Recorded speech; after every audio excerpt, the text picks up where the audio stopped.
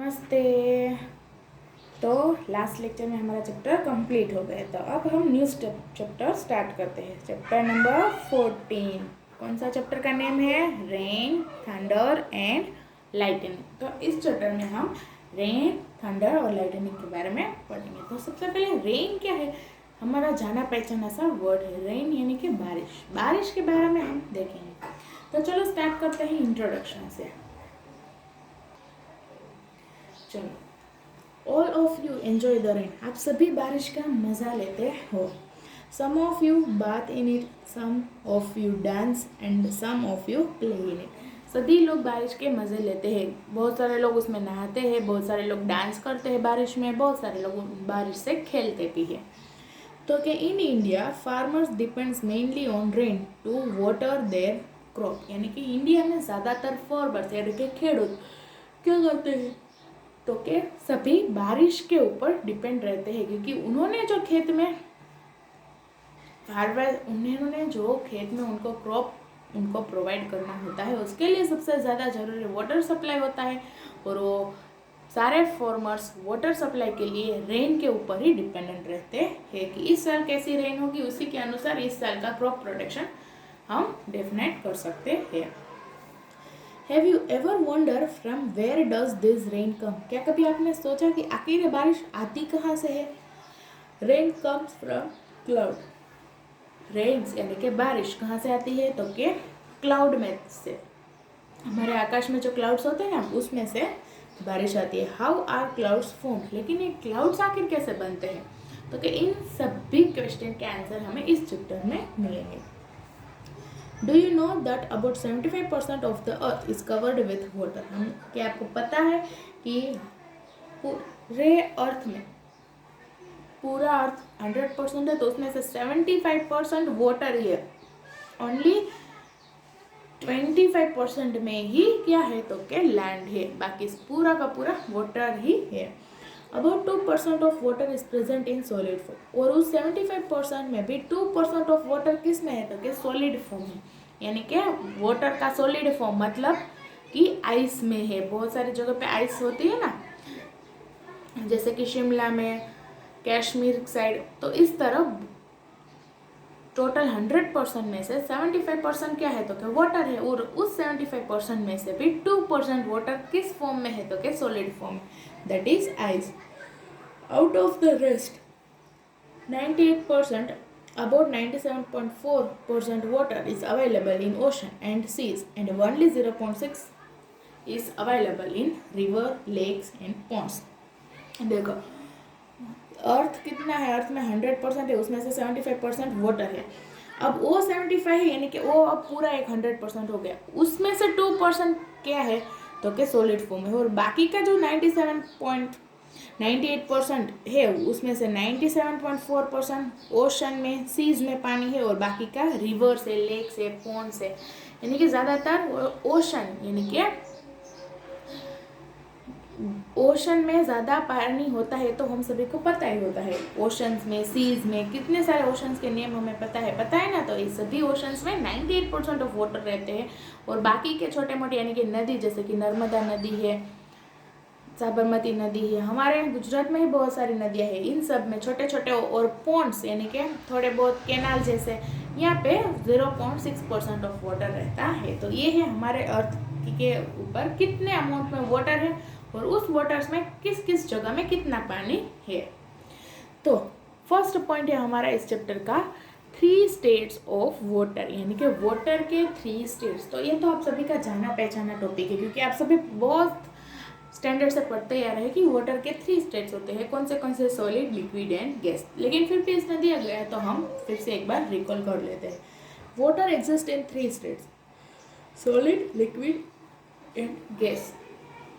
इन solid state water exist as snow और frost. Solid state में water किस तरह से होता है? तो कि स्नो में अथवा तो फ्रॉस्ट में, यानी कि स्नोफॉल, जैसे कि हमें पता है एकदम सॉलिड फॉर्म में जो वाटर यानी कि बारिश आती है, वो आइस की, बर्फ़ की बारिश भी होती है। देखिए ना आप सभी ने, उसमें किस तरह से होता है, एकदम स्नोफॉल जैसा और फ्रॉस्ट जैसा। आइस है वाटर का सॉलिड फॉर्म, और भी बोला जाए तो स्नो और Frost. When snow get compact it form ice। जब स्नो जो होता है वो ज़्यादा कॉम्पैक्ट हो, यानी कि ज़्यादा चकटा हार्ड हो जाए तब वो बन जाता है ice. When you put water in the freezer compartment of a refrigerator you get ice after some time। जब आप फ्रीज़र, यानी कि हमारे फ्रिज में फ्रीज़र होता है, उसमें अगर आप वाटर भर के कोई एक बकेट में अथवा तो कोई एक छोटे से बाउल में आप वाटर भर के रखोगे तो थोड़ी देर में वो क्या हो जाएगा, तो क्या फ्रीज होके आइस बन जाएगा, यानी कि सॉलिड फॉर्म में वाटर कन्वर्ट हो जाएगा। Similarly at very cold place on the surface of the earth water in rivers, lakes and ocean get frozen into ice. इसी तरह हमारे अर्थ में जो छोटी छोटी जगहों में पानी भरा रहता है, उस जगह पे अगर ज़्यादा ठंडी लगने लगी तो पानी पूरा बर्फ बन जाता है, आइस में कन्वर्ट हो जाता है। We also get snowfall and hailstorm during very cold winter days। और इससे ज़्यादातर ठंडी के मौसम में हमें स्नोफॉल भी दिखने को मिलता है। In liquid state, water exists as you normally see it at room temperature। Liquid state में वाटर कैसा होता है, तो कि जो नॉर्मली हम रूम टेम्परेचर में वाटर को जैसा देखते हैं वैसा ही वाटर लिक्विड स्टेट में होता है। यानी नॉर्मली जो पानी हम पीते हैं, जो पानी हम यूज़ करते हैं, तो ये जो पानी है वो लिक्विड स्टेट है, वाटर का लिक्विड स्टेट जो हम नॉर्मली रूम टेम्परेचर में हम उसे देख सकते हैं। गैसियस स्टेट में कैसा होता है, तो कि water exist as water vapour और steam. When you put water in a container over a flame it gets converted into water vapour और स्टीम। यानी कि गैसियस स्टेट में वाटर कैसा रहता है, तो कि स्टीम की तरह, यानी कि हम पानी को गर्म करते हैं तो उसके ऊपर से जो गैस रिमूव होता है जिसको हम वराड बोलते हैं, वो क्या है, तो कि गैसियस फॉर्म में वाटर ही है। जैसे कि कोई भी एक कंटेनर के अंदर वाटर रख के हमने उसे फ्लेम के ऊपर रखा है तो थोड़ी देर में पूरा का पूरा पानी क्या हो जाएगा, एवोपरेट हो जाएगा, स्टीम में वाटर वेपर में कन्वर्ट हो जाएगा। तो ये 3 स्टेट्स ऑफ वाटर जो नॉर्मली हम इन 3 स्टेट से वाकिफ ही है। चलो आगे देखते हैं। सेकेंड पॉइंट है इस चैप्टर का inter conversion of state of water. यानी कि वाटर के जो 3 स्टेट्स है उन्हीं के अंदर इंटर कन्वर्शन होना, यानी कि एक स्टेट में से दूसरे स्टेट में कैसे जाना। तो जाना पहचाना से हमारा ऐसा एग्जाम्पल कौन सा है, तो क्या आइस। आइस किस में है, तो क्या सॉलिड स्टेट में होता है, लेकिन उसको ऐसे ही छोड़ दो तो थोड़ी देर में वो लिक्विड स्टेट में हो जाता है। और उस लिक्विड को आप धूप में छोड़ दो तो वो धीरे धीरे क्या हो जाता है, तो क्या एवोपरेट हो जाता है, अथवा तो आप उसे हीट करो तो भी एवोपरेट हो जाता है, यानी कि गैसियस स्टेट में कन्वर्ट हो जाता है। तो देखते हैं all the 3 states of water can be interchange. यानी कि वाटर के 3 स्टेट्स जो है वो तीनों स्टेज एक दूसरे के में इंटरचेंज हो सकते हैं। The process of conversion of solid into liquid state is called melting. यानी कि सॉलिड में से लिक्विड में कन्वर्ट हो रहा है, सॉलिड स्टेट में से लिक्विड स्टेट में कन्वर्ट हुआ तो उस पॉइंट को कहते हैं मेल्टिंग पॉइंट, उस प्रोसेस को कहते हैं मेल्टिंग होना। Melting of a solid into liquid state occurs at a fixed temperature called melting point. और मेल्ट कब होता है, तो क्या मेल्टिंग प्रोसेस एक पर्टिकुलर टेम्परेचर में होता है, ऐसा नहीं है। अगर आइस है, आइस को हम फ्रीज़र के अंदर ही रख देंगे तो ये वो फ्रीज़र के अंदर थोड़ी ना मेल्ट हो जाएगा, उसको एक टेम्परेचर यानी कि रूम टेम्परेचर में हम रखेंगे तो ही आइस मेल्ट होगा। यानी कि जो जिस टेम्परेचर में वो सॉलिड में से लिक्विड में कन्वर्ट होता है उस टेम्परेचर को, उस पॉइंट को कहते हैं मेल्टिंग पॉइंट। उसके बाद the process of conversion of a liquid into solid state is called freezing. यानी कि लिक्विड में से सॉलिड स्टेट में कन्वर्ट होना, उस प्रोसेस को कहते हैं फ्रीजिंग। जैसे कि हमें पता है कि सॉलिड लिक्विड में से वो सॉलिड कैसे कन्वर्ट करते हैं, तो कि फ्रीजर में रखने से वो फ्रीज हो जाता है, इसीलिए इस प्रोसेस को कहते हैं फ्रीजिंग। अब freezing of a liquid into its solid state occur at a fixed temperature. यानी कि इसके लिए भी एक फिक्स टेम्परेचर जरूरी है। ऐसा तो नहीं है कि हम पानी के बाउल को भर के बाहर रख देंगे तो अपने आप वो फ्रीज हो जाएगा, उसको उस टेम्परेचर में रखना है। कौन सा टेम्परेचर में, फ्रीज़र के अंदर जो टेम्परेचर है उस टेम्परेचर में रखना है, तब जाके वो फ्रीजिंग होके सॉलिड में कन्वर्ट होगा। तो उस पॉइंट को कहते हैं फ्रीजिंग पॉइंट। जिस टेम्परेचर में वो सॉलिड स्टेट में से लिक्विड स्टेट में से सॉलिड में कन्वर्ट होने लगता है उस पॉइंट को कहते हैं फ्रीजिंग पॉइंट।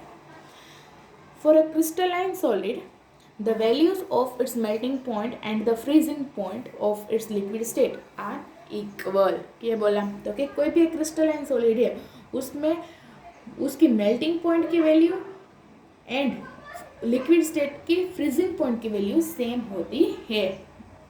क्रिस्टलाइन सॉलिड है तो वो जितनी टेम्परेचर में मेल्ट होना शुरू हो जाता है उतने ही टेम्परेचर में उतने ही पॉइंट में वो लिक्विड में से क्या हो जाता है तो कि फ्रीजिंग होना भी कन्वर्ट कर देता है। फॉर वाटर को देख लो तो वाटर का फ्रीजिंग एंड मेल्टिंग पॉइंट क्या है तो कि 0 डिग्री सेल्सियस। वो फ्रीजिंग कब होने लगता है तो क्या 0 डिग्री सेल्सियस हो तो ही वो फ्रीज होता है, और 0 डिग्री सेल्सियस से ज़्यादा हो जाए तो मेल्ट होना शुरू हो जाता है। Pressure and other condition being constant. देखो आइस को मेल्ट करने दिया तो वो वाटर हो गया, और नीचे देखो फ्रीजिंग है, वाटर को फ्रीज करने दिया तो वापस क्या हो गया तो क्या आइस। यानी कि ये दोनों क्या है inter conversion state of water. एक स्टेट में से दूसरे स्टेट में कन्वर्ट हो सकते हैं, इंटरचेंज हो सकते हैं।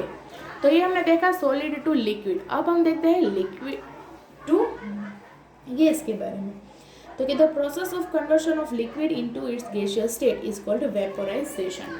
तो आपको ये सभी डेफिनेशन जो है ना वो याद रखनी है। कौन से है मेल्टिंग और उसके अंदर मेल्टिंग पॉइंट, उसके बाद फ्रीजिंग पॉइंट। अब आएगा वेपराइजेशन। वेपराइजेशन में क्या होता है तो कि लिक्विड स्टेट में से वाटर को गैसियस स्टेट में कन्वर्ट करने का जो प्रोसेस है उसको कहते हैं वेपराइजेशन। वेपराइजेशन में क्या होता है हमें पता है कि लिक्विड को हम हीट करते हैं तो अपने आप वेपर में कन्वर्ट हो जाता है। तो वेपर में कन्वर्ट होना मतलब उस प्रोसेस का नाम है वेपराइजेशन। तो ये सारे पॉइंट यानी कि सारे प्रोसेस के मेथड हमें जाने पड़ते। फ्रीज में रखेंगे तो फ्रीज होगा तो उस पॉइंट का प्रोसेस का नाम है फ्रीजिंग। वेपर में कन्वर्ट होगा तो इस प्रोसेस का नाम है वेपराइजेशन। तो vaporization take place in 2 ways, evaporation and boiling. Vaporization 2 ways में हो सकते हैं। वेपर हम कैसे कन्वर्ट कर सकते हैं वेपर को तो कि एक तो एवोपरेट कर सकते हैं, दूसरा बॉईल कर सकते हैं। तो देखते हैं एवोपरेशन किसे कहते हैं और बॉइलिंग किसे कहते हैं। Evaporation is a slow conversion of liquid into its vapour state. Evaporation में क्या होता है तो कि वाटर को हम रख देंगे तो धीरे धीरे एवोपरेट होके वेपर में कन्वर्ट होगा। जैसे कि हम पानी को धूप में रख देंगे तो वो धीरे धीरे 2 दिन 1 दिन 2 दिन में क्या होगा धीरे धीरे वो पानी सूख जाएगा। तो स्लो प्रोसेस है जिसको कहते हैं एवोपरेशन। बॉइलिंग में क्या होता है फास्टली कन्वर्ट हो जाए। जैसे कि हम गैस के ऊपर पानी को रखेंगे तो 1-2 घंटे में क्या हो जाएगा जितना हमने पानी लिया है उसके अनुसार। थोड़ा पानी लिया है तो 10-15 मिनट में भी एवोपरेट हो जाएगा, ज़्यादा लिया है तो 1-2 घंटे में। तो boiling is a fast conversion of liquid into vapour state. तो ये दोनों डेफिनेशन है हमें पता है। आप बोलोगे कि धूप पे रखने से थोड़ी ना पानी सूख जाता है, लेकिन सूख ही जाता होगा ना, क्योंकि जो नदियाँ जब रेनी सीजन होती है तब पूरी की पूरी नदी क्या होती है भरी हुई होती है। लेकिन जैसे ही धीमे धीमे धीमे जैसे ही समर सीजन आने लगते हैं तब पूरी की पूरी नदी अपने आप सूख जाती है। ऐसा थोड़ी ना होता है कि हम थोड़ी ना वहाँ के जाके पानी भर के ले आते हैं। नदियाँ अपने आप सूखने लगती है क्योंकि टेम्परेचर इतना हाई होता है इसलिए। तो when you put some water in a pan over a flame and heat it continuously, you can see bubbles throughout the water after some times। यानी कि जब आप कोई एक पेन में वाटर को डालोगे और उसे फ्लेम के ऊपर रखोगे यानी कि हीट गैस के ऊपर रखोगे और उसे हीट करोगे थोड़ी देर के लिए तो आप देखोगे कि उसके ऊपर आप बबल्स को देख सकते हो ना। तो उससे कहते हैं बॉइलिंग। यानी जिसमें बबल्स प्रोड्यूस हो उसे कहते हैं बॉइलिंग। वेपर कन्वर्ट हो उसे कहते हैं वेपराइजेशन। पानी एवोपरेट होने लगे उस प्रोसेस को कहते हैं एवोपरेशन। तो दिस इज कॉल्ड बॉइलिंग और boiling occurs at a particular temperature called boiling point. यानी कि जैसे कि हमने देखा एवोपरेशन में क्या करते हैं पानी को ऐसे ही रख देते हैं धूप में अपने आप से वो एवोपरेट हो जाता है। लेकिन बॉइलिंग में ऐसा होता है गैस के ऊपर रख दोगे तो ऐसे ही अपने आप थोड़ी ना वो बॉईल होने लगेगा। गैस को ऑन करके उसे एक पर्टिकुलर टेम्परेचर देते हैं, हीट करते हैं। उस पर्टिकुलर टेम्परेचर को कहते हैं बॉइलिंग पॉइंट। जिस पॉइंट में आके पानी बॉईल होना शुरू हो जाता है और एवोपरेट होकर वेपर में कन्वर्ट हो जाता है, वेपराइजेशन हो जाता है, उस प्रोसेस को कहते हैं बॉइलिंग और उसका पॉइंट है बॉइलिंग पॉइंट। देखो recall what happened when you put wet clothes under the sun or even in room। याद कर सकते हो कि जब आप गीले कपड़े को धूप में सुखाने के लिए रखते हो तो वो अपने आप क्यों कैसे ड्राई हो जाते हैं, क्योंकि वो धूप में है। वो धूप हीट में क्या होता है, पानी पूरा का पूरा एवोपरेट हो जाता है। They dry after some time, थोड़ी देर में वो हमारे कपड़े सूख जाते हैं। Also if you spread some water on the floor it disappear after some time. और एक एग्जाम्पल ले लो, आप घर के बाहर, आप जहाँ पे आपके घर के बाहर अगर कोई सीमेंट से बनी हुई रोड हो, रोड के ऊपर आप पानी डालोगे तो थोड़ी देर के बाद वो रोड में जितना पानी में डाला तो पूरा का पूरा सूख जाता है ना। क्यों? क्योंकि धूप वहाँ पे पड़ती है इसलिए। अथवा तो आप घर के अंदर भी कहीं पे भी डालोगे तो भी वो धीरे धीरे सूख जाएगा। जितना जल्दी बाहर सूखेगा उतना जल्दी घर में नहीं सूखेगा, लेकिन सूख तो जाएगा ही, क्योंकि टेम्परेचर के अनुसार प्रोसेस स्लो डाउन और स्पीड अप होती है। Also if you spread some water on the floor, यानी कि घर पे हम किस टाइल्स के ऊपर पानी को स्प्रेड करेंगे तो वो भी थोड़ी देर के बाद डिसअपियर यानी कि दिखाई देगा नहीं। तो ये दोनों प्रोसेस में वाटर क्या होता है, slowly get converted into its vapour state. इस प्रोसेस में, दोनों प्रोसेस में वाटर धीमे धीमे वेपर स्टेट में कन्वर्ट होता है। And this vapour disappear into the surrounding air. और ये जो वेपर में कन्वर्ट होता है वो किसके साथ मिक्सअप हो जाता है, जो हवा होती है एयर, उसके साथ डिसअपियर यानी कि हमें दिखाई देता नहीं, उसके साथ मिक्सअप होके हवा के साथ उड़ जाता है। This is called evaporation. इसको कहते हैं evaporation. Evaporation take place at all temperature. Evaporation कहीं पे भी हो सकता है। देखो क्या है, मैंने जैसे बोला बिल्कुल वैसा है। एक बाउल के अंदर पानी को रखा है, धूप भी है, तो धूप आ रही है, तब क्या हो रहा है, वो धीरे धीरे एवोपरेट हो रहा है। लेकिन एवोपरेशन हमें दिखाई देगा नहीं देगा, क्योंकि वो एयर के साथ डिसअपियर हो जाएगा, वो गैस हमें दिखाई देगा नहीं। वहाँ पे क्या हो रहा है तो क्या एवोपरेशन। और एवोपरेशन एट ऑल टेम्परेचर, कोई भी टेम्परेचर में हो सकता है। यानी कि घर के अंदर भी आप बाउल को रखोगे तो वो भी धीमे धीमे क्या हो जाएगा तो क्या एवोपरेट हो जाएगा। Evaporation depend upon atmospheric condition. It is faster in hot and warm condition, in dry air and when wind blows. Evaporation किसके ऊपर डिपेंड करता है तो कि वहाँ के एटमॉस्फेयर की कंडीशन के ऊपर, यानी कि किस तरह का एटमॉस्फेयर है। अभी समर सीजन है, विंटर सीजन है, किस तरह का सीजन है। अगर आप रेनी सीजन में बॉल को रख के बाहर छोड़ोगे तो क्या होगा, वो तो फिर से भर जाएगा क्योंकि रेन आ रही है। तो किसके ऊपर डिपेंड करता है, एटमॉस्फेरिक कंडीशन के ऊपर।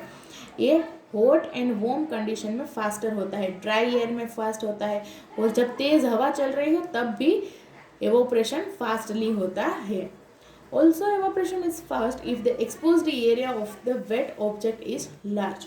और एक जगह पे एवोपरेशन जल्दी होता है क्या तो कि हमने थोड़ा सा पानी ज़्यादा जगह पे फैलाया है, यानी कि पानी है 1 ml और उसको हमने पूरी की पूरी टाइल्स में फैला दिया है तो भी वो जल्दी सूख जाएगा। क्योंकि अगर वेट कंडीशन, वेट एयर की, वेट ऑब्जेक्ट की जगह लार्ज हो, यानी कि ज़्यादा जगह पे हमने फैला दिया है तो वो क्या होगा तो कि जल्दी सूख जाएगा।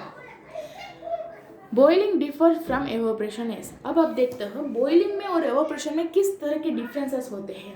हम दोनों में क्या होता है, वाटर में से लिक्विड में से गैसेस में कन्वर्ट होते हैं, लेकिन दोनों में डिफरेंसेस क्या है वो देखते हैं।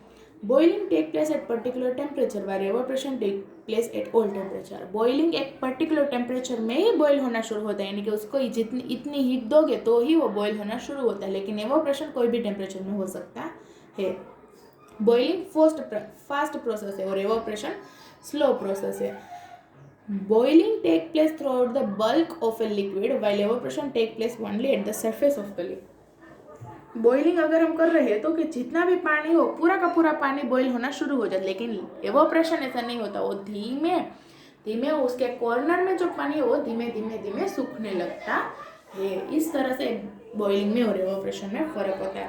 आप देखोगे कि कोई भी बाउल में अगर आप पानी को रख के धूप में छोड़ दोगे 2 दिन के बाद आप देखोगे, थोड़ा सा पानी रखना, उसको धूप में रख देना, 2 दिन के बाद देखोगे तो क्या हो जाएगी, एवोपरेट तो हो जाएगी, लेकिन आप उसके कॉर्नर में जहाँ पे पानी टच हुआ था ना वहाँ पे देखना, वहाँ पे आपको निशान दिखाई देगी। क्योंकि एवोपरेशन कैसे होता है तो क्या उनके कॉर्नर्स में, उनके सरफेस में पहले पानी को एवोपरेट करता है, उसके बाद धीमे धीमे पानी पूरा एवोपरेट हो जाता है।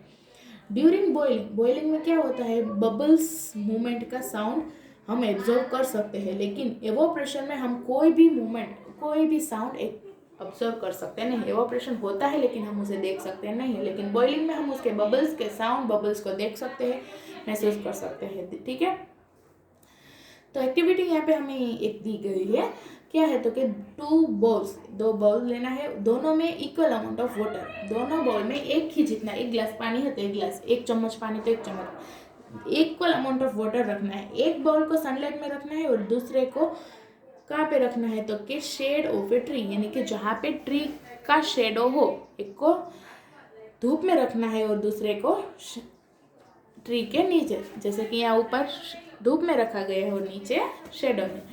तो observe the amount of water left in each ball after intervals of 5 minutes. 5 minutes के बाद आप चेक करते रहो कि दोनों में कितना पानी एवोपरेट हो रहा है। तो you will observe that the evaporation is faster under sunlight. आप देख सकोगे कि जो बॉल सनलाइट में रखा है उसमें एवोपरेशन जल्दी हो रहा होगा।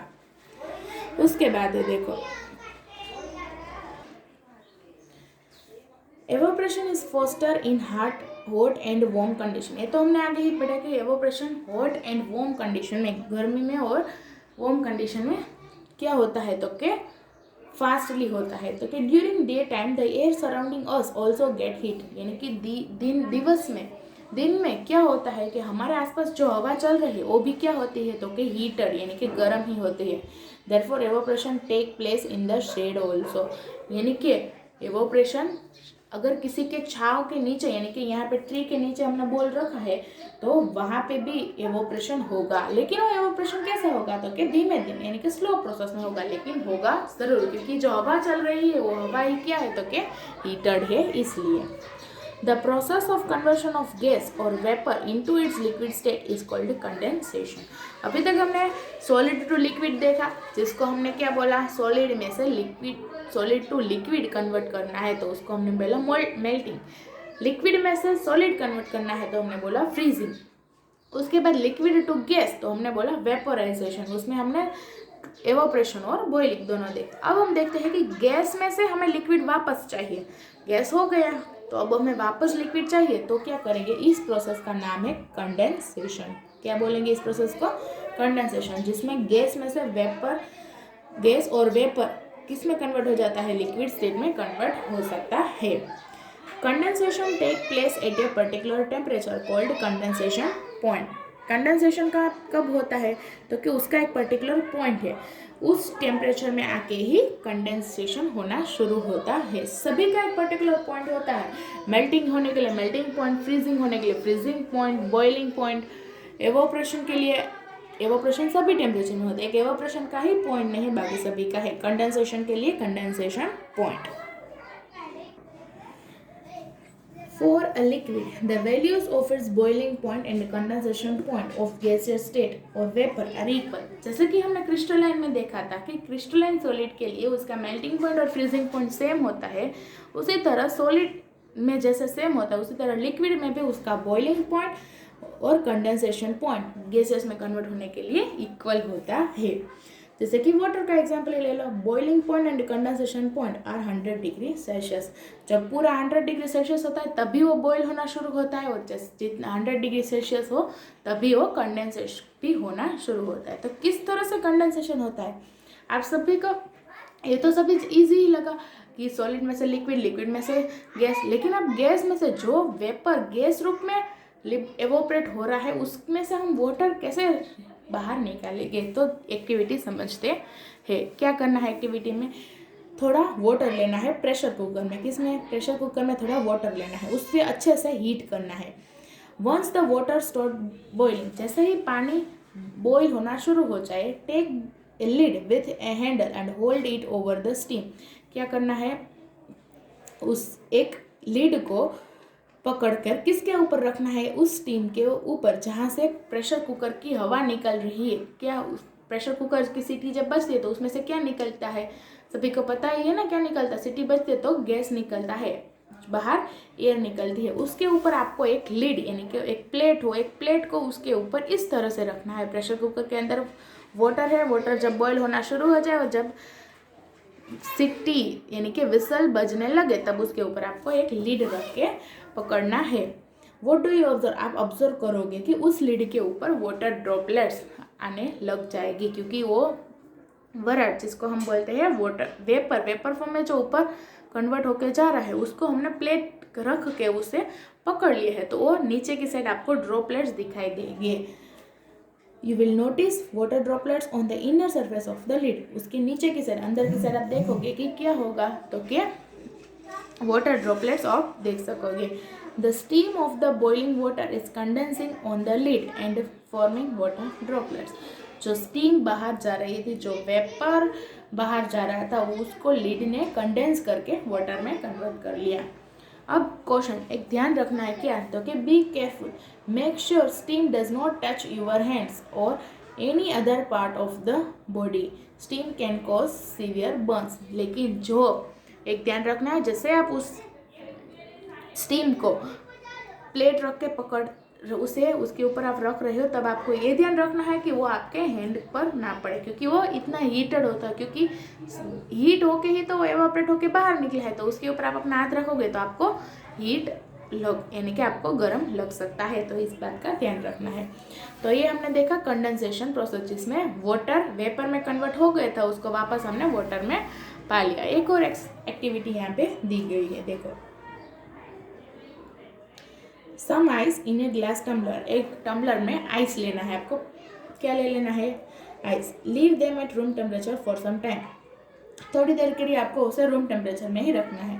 क्या एब्जॉर्ब करोगे, तो कि you will notice some water droplets getting deposited on the outer wall of the glass tumbler. आप देखोगे, क्या देखोगे, तो कि आपने ग्लास में वो आइस रखा था, आइस मेल्ट होके लिक्विड तो हो ही गया होगा, लेकिन उस ग्लास के बाहर के साइड भी आप वाटर ड्रॉपलेट देख सकोगे। सभी ने देखा होगा, देखा है ना सभी ने। आपने कोई ग्लास में अथवा तो ठंडा पानी ही क्यों ना ले लिया हो, उस ठंडे पानी के लिया हो तो भी ग्लास के आउटर साइड में आपको पानी दिखाई देगा, दिखाई देता है ना सभी को। You will notice some water droplets getting deposited on the outer wall of the glass tumbler. The water vapor present in air on coming in contact with the cold surface of the glass tumbler get condensed to form water droplets.